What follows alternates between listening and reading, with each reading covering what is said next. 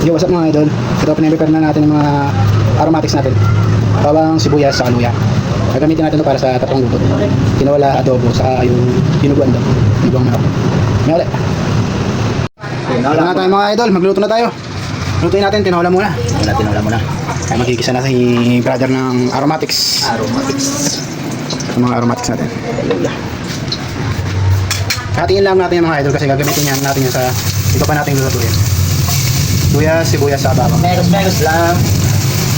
Kalmahan lang. Diba brother? Siyempre. Tagisa muna yan. Sama natin yung pangkinola. Sama natin sa gisa. Yan. Idol. Gisahin natin yan ito para incorporate yung aromatics sa manok. Diba idol? Yan. Yan, sangkot yun yung manok. Palambatin lang natin ng konti.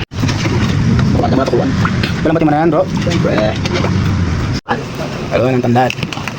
Yan mga idol, nilagyan namin tandaan para medyo mawala yung lansa. At refreshing yung lasa ng sabaw. Yun o, refreshing. Yan mga idol, nilagyan na yung papaya. Kunti lang maluto na yan.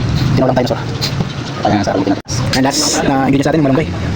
Ang pahaba ng buhay. Ayos na. Ayan. Perfect yan, perfect. Perfect. Ang masarap na sabaw. Sawa na lang kulang.